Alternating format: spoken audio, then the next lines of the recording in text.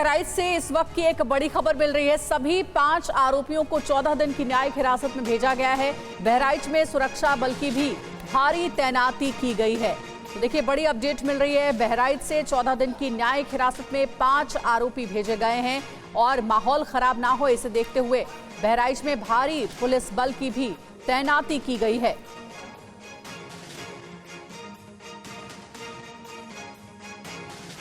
और बहराइच में हमारे संवाददाता विपिन चौबे की रिपोर्ट आपको दिखाते हैं। रामगोपाल मिश्रा के हत्याकांड के बाद बहराइच में बिगड़े माहौल के बीच आज जुमे की नमाज है और बहराइच शहर में जुमे की नमाज के लिए मस्जिद के इलाकों में भारी सुरक्षा के इंतजाम किए गए हैं। सामने आपको घंटाघर की मस्जिद नजर आएगी और इसके बाहर इस वक्त देखिए इंस्पेक्शन चल रहा है। डीएम खुद मौके का मुआयना कर रही हैं और भारी पुलिस बल की तैनाती यहां पर साफ तौर पर देखी जा सकती है। यह इनपुट मिला था कि आज जुमे की नमाज के वक्त कुछ लोग उपद्रव कर सकते हैं या किसी तरह की लॉ एंड ऑर्डर की सिचुएशन खराब हो सकती है। उसके मद्देनजर तमाम ऑफिशियल्स इस वक्त मौके का मुआयना कर रहे हैं और इस बात को समझने और व्यवस्था को सुनिश्चित करने की कोशिश कि किसी भी तरह की कोई कोर कसर, कोई हिंसा, कोई पथराव होने की स्थिति ना आए।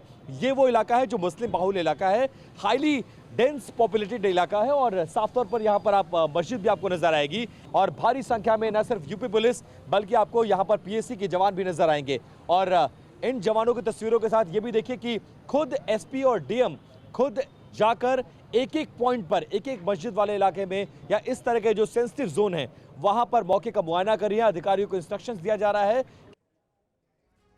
तो हमारे सहयोगी विपिन चौबे की आप रिपोर्ट देख रहे थे और लाइव हमारे साथ जुड़ गए हैं विपिन, सीधे उनका रुख करते हैं। विपिन, अभी रिपोर्ट हमने आपकी देखी, भारी पुलिस बल की तैनाती है, जुम्मे की नमाज है आज और कहा जा रहा है कि माहौल खराब ना हो इसके लिए पुलिस ने पूरे इंतजाम किए हैं। ताजा हाल वहां का क्या है? बिल्कुल, देखिए जो रिपोर्ट मैंने भेजी है, मैं अभी भी इस वक्त भी बहराइच के घंटाघर के उसी इलाके में मौजूद हूँ जहां 2 मस्जिदें आती हैं। एक नानपारा मस्जिद है और दूसरी मस्जिद मेरे दाहिने हाथ में देखेंगे, ये घंटाघर की मुख्य मस्जिद है। आमतौर पर शुक्रवार के दिन बड़ा जमावड़ा लगता है और उसी के मद्देनजर इस वक्त जहां पर मैं खड़ा हूं वहां सुबह से ही पुलिस की हलचल देखी जा रही थी। यह इनपुट मिला था कि कुछ इस जमावड़े का कुछ लोग नाजायज फायदा उठा सकते हैं और जिस तरह का घटनाक्रम, जिस तरह की हिंसा यहां पर हुई है उसका फायदा उठाते हुए एक बार फिर से बहराइच को जलाया सुलगाने की कोशिश हो सकती है। उसी के मद्देनजर पुलिस और पीएससी के जवानों की भारी संख्या में यहां पर तैनाती की गई है और सामने आप देखेंगे डीएम और एसपी की गाड़ियां भी मौजूद है। ये पुलिस चौकी है, इसके अंदर डीएम और एसपी खुद मौजूद हैं और यहां पर एक बैठक चल रही है स्थानीय अधिकारियों के साथ कि मैकेनिज्म कैसे बनाया जाए ताकि बहराइच में लॉ एंड ऑर्डर की सिचुएशन वो मेंटेन रहे और दोबारा से हिंसा ना हो। 13 तारीख को हिंसा हुई थी, 14 तारीख को हिंसा हुई थी और आज उन हिंसा के आरोपियों को गिरफ्तार किया गया था। कल उन्हें कोर्ट में भी पेश किया गया, उन्हें 14 दिन की न्यायिक हिरासत में भेजा गया। लेकिन ये जो इलाके हैं ये बहराइच के वो सेंसिटिव इलाके हैं जहां आमतौर पर पुलिस की सुरक्षा रहती है, लेकिन इस सुरक्षा को और भी ज्यादा बढ़ाया गया है। 1 बजे के आसपास बहुत भीड़ रहती है मार्केट में, लेकिन आज वो भीड़ नजर नहीं आ रही है। सामान्य तौर पर लोग निकलते हैं, लेकिन ये माहौल था कि आज कुछ हो सकता है, इसलिए लोग एहतियात बरत रहे हैं और पुलिस की सुरक्षा ये बताती है कि कुछ भी। विपिन, नजर आप बनाए रखिएगा। बहुत शुक्रिया हमारे साथ जुड़ने के लिए। तो देखिए, बहराइच में भारी पुलिस बल की तैनाती है, जुमे की नमाज को देखते हुए सुरक्षा के व्यापक इंतजाम किए गए हैं। आगे बढ़ते हैं। हिंसा के आरोपी सरफराज की बहन ने आशंका जताई है कि उनके पति और देवर की भी उनका भी एनकाउंटर हो सकता है। देखिए विपिन चौबे की रिपोर्ट। दूसरे दिन शाम को 3 बजे एसडीएफ की टीम आई बाहर दरवाजे पे। दरवाज़ा खटखटाया तो मेरे देवर ने ऊपर से आवाज़ लगाई, पूछा कौन, तो बोले कि दरवाज़ा खोलो, हमको काम है। तो वो गया दरवाज़ा खोलने के लिए।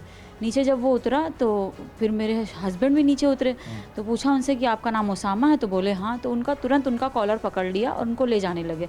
तो वो बोले कि आप मेरा कॉलर छोड़िए, हम कहीं भाग नहीं रहे हैं, ना हम कोई मुजरिम हैं, आप हमें पूरी बात बताइए, इसके बाद हम आपके साथ चल रहे हैं। फिर ये लोग बोले कि हमको ऊपर आपके घर की तलाशी लेनी है।